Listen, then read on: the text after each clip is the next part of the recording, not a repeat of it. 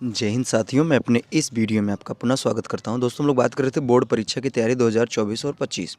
तो इसमें हम लोग प्रीवियस ईयर के जो क्वेश्चन हैं उनको डिस्कस कर रहे थे, जिनको हम लोग अनसॉल्व बोलते हैं। और इसमें हम लोग 1 नंबर यानी 1 मार्क्स के 10 क्वेश्चनों को डिस्कस करेंगे और ये हमारा चौथा पार्ट होगा। और इसमें हम लोग बहुविकल्पी और अतिलघुत्तरीय जो प्रश्न आपके बोर्ड एग्जाम में पूछे जाते हैं उन पर हम लोग बात करने वाले हैं।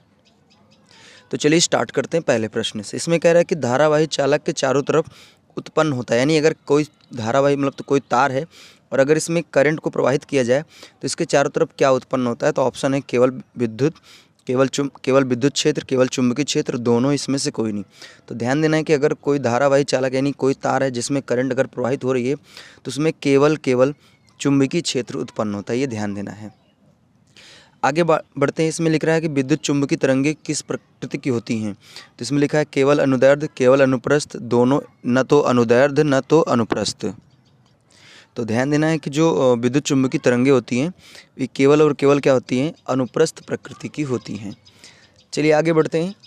तीसरे प्रश्न में इसमें करें निम्नलिखित में से समन्यूट्रॉनिक युग्म कौन है। यानी आपको दो युग्म दिए गए हैं और इसमें बताना है किसमें न्यूट्रॉनों की संख्या सेम है। तो इसमें देखिए ये जो परमाणु क्रमांक और जो परमाणु भार है इनके बीच का गैप देखना, जिसमें गैप बराबर होगा वही सम न्यूट्रॉनिक होंगे।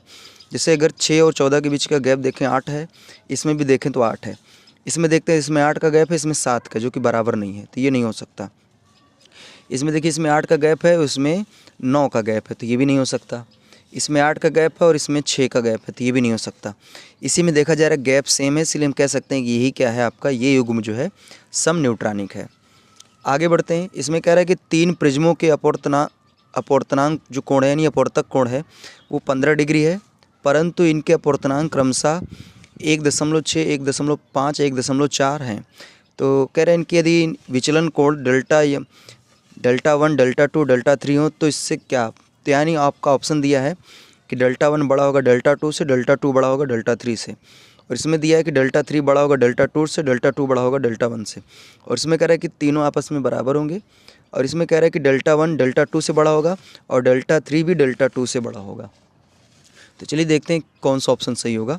तो अगर आपको अपवर्तन कोण या प्रिज्म कोण दिया हो और अपवर्तनांक दिया हो तो उसके लिए फार्मूला होता है डेल्टा m बराबर μ-1 a, जहाँ पे ए का मतलब प्रिज्म कोण है या अपवर्तनांक है। अच्छा, ये वाला फार्मूला आप तब लगाएंगे जब जो प्रिज्म कोण है बहुत छोटा दिया हो।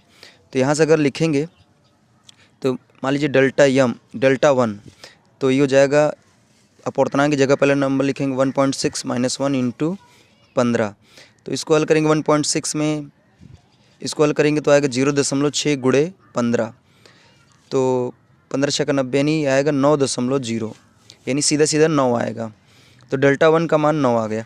अब इसी तरीके से इसी फार्मूले में 1.5 रखेंगे, तो 1.5 रखेंगे तो यहाँ से 1.5 में से 1 घटेगा तो 0.5 × 15, तो 15×75 यानी सीधा सीधा 7.5 आएगा।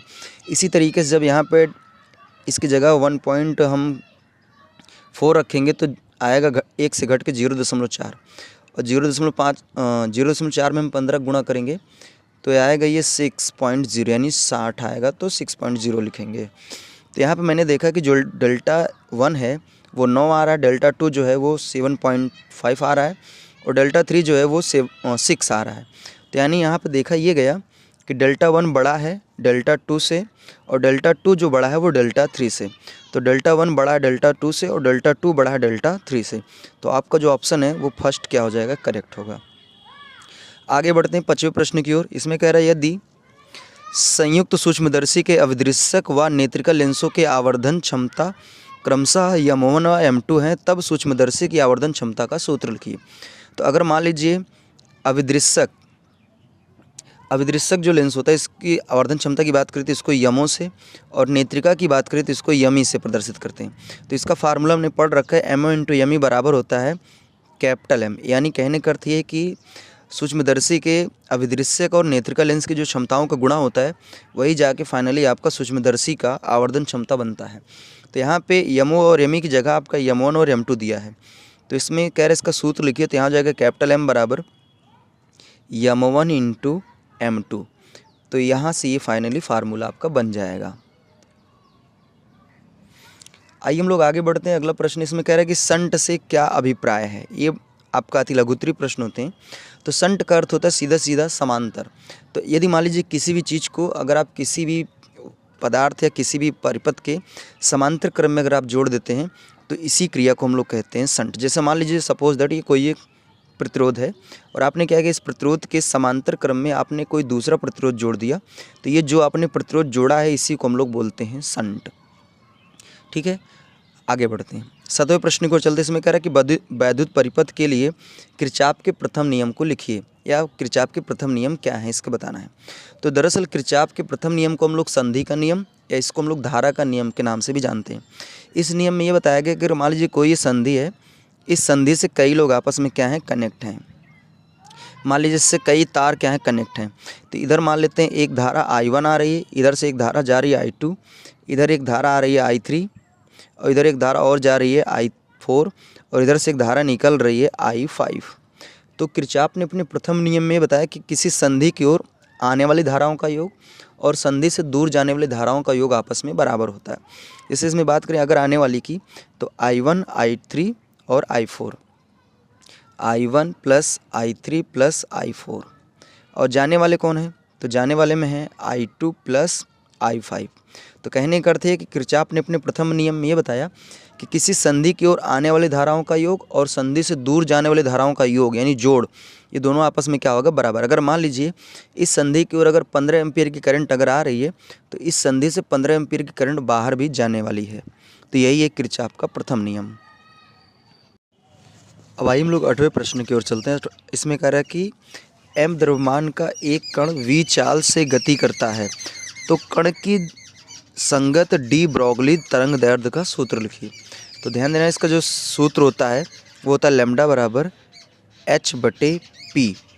तो यहाँ से चूँकि p जो है ये इसको संवेग बोलते हैं और संवेग बराबर होता है द्रव्यमान गुणे वेग। तो मैं यहाँ से लैम्डा बराबर लिख सकता हूँ h/p की जगह mv। तो ये जो मैंने फार्मूला लिखा है वो दरअसल द्रव्यमान और वेग के गुणनफल के रूप में भी है। ठीक है, तो ये आपका डी ब्रोगली तरंग दैर्ध्य का फार्मूला हो गया। आगे बढ़ेंगे 9वें प्रश्न की ओर। इसमें कह रहा है कि वैद्युत द्विध्रुव की अच्छी रेखा पर विद्युत विभव के सूत्र को लिखिए। तो बहुत ही सिंपल है। अगर बात करें वैद्युत द्विध्रुव की अच्छी रेखा पर विद्युत विभव का जो सूत्र होता है वो होता है B बराबर 1/4 पाई एप्सिलॉन नॉट P/r²। तो ये अच्छी का होता है। जबकि अगर बात करें निरक्षी का, तो वैद्युत द्विध्रुव के निरक्षी स्थिति पर जो विद्युत विभव का फार्मूला नहीं होता उसका, यानी कहने का अर्थ है कि विद्युत द्विध्रुव के निरक्ष पर जो विद्युत विभव होता है उसका मान 0 होता है। ठीक है, ये ध्यान देना है। तो इसका फिलहाल कोई फार्मूला नहीं होता है। अब आइए हम लोग लास्ट प्रश्न की ओर चलते हैं। इसमें कह रहा है कि प्रकाश विद्युत प्रभाव क्या है। देखिए, इसका एक नाम और है प्रकाश विद्युत प्रभाव, या इसी को कहते हैं प्रकाश विद्युत उत्सर्जन। क्या है, तो आपने पढ़ा होगा, जैसे मान लीजिए अगर ये कोई सपोज दैट ये कोई धातु की क्या है, प्लेट है, ये कोई धातु की प्लेट है। जब इस पे अगर प्रकाश को आप आपतित कराते हैं, यानी इस पे प्रकाश अगर आप गिराते हैं, तो इसमें से क्या होता है कि जो इलेक्ट्रॉन होते हैं वो उत्सर्जित होना स्टार्ट हो जाते हैं। तो इसी घटना को कहते हैं प्रकाश विद्युत प्रभाव या प्रकाश विद्युत उत्सर्जन। या फिर ऐसे समझ लीजिए, प्रकाश विद्युत प्रभाव को अगर और अच्छे से समझना है तो देखिए, प्रकाश का मतलब हम जानते हैं प्रकाश, विद्युत का अर्थ होता है बिजली और प्रभाव का अर्थ होता है असर। ठीक है, तो कहने का अर्थ है कि अगर प्रकाश के द्वारा विद्युत का असर देखा जाए तो इसी घटना को कहते हैं प्रकाश विद्युत प्रभाव। या फिर और अच्छे तरीके से अगर लिखना चाहें तो प्रकाश के द्वारा विद्युत की उत्पत्ति करना ही प्रकाश विद्युत प्रभाव कहलाता है। बाकी अगर दूसरी परिभाषा लिखना चाहते तो और भी लिख सकते हैं कि जब किसी धातु के प्लेट पर प्रकाश की किरण को आपतित कराया जाता है तो उसमें से जो इलेक्ट्रॉन उत्सर्जित होते हैं इसी घटना को कहते हैं प्रकाश विद्युत प्रभाव या प्रकाश विद्युत उत्सर्जन। तो कहने का अर्थ है कि इसके कई तरीके हैं। जिस तरीके से जो तरीका आपको पसंद आए, जो तरीका आपको समझ में आए, वो तरीका आप इसमें लिख सकते हैं। तो उम्मीद करूंगा हमने 10 प्रश्नों को डिस्कस किया, जो कि सारे आपको अच्छी तरीके से समझ में आए होंगे। बाकी इसी तरीके से बहुविकल्पी और अतिलघुत्तरी का एक पार्ट और आएगा, यानी 5 वीडियो बहुविकल्पी और अतिलघुत्तरी, टोटल मिला के 50 प्रश्न ऐसे होंगे जो कि आपके बहुविकल्पी और अतिलघुत्तरी में पूछे जाते हैं, तो उनको हम डिस्कस करेंगे। तो इसका एक वीडियो और आएगा, उसको भी उम्मीद करूँगा आप बहुत ज़्यादा प्यार देंगे। तो तो अब हमें दीजिए इजाज़त, इसी तरह मिलेंगे अगली वीडियो में, तब तक के लिए जय हिंद, वंदे मातरम।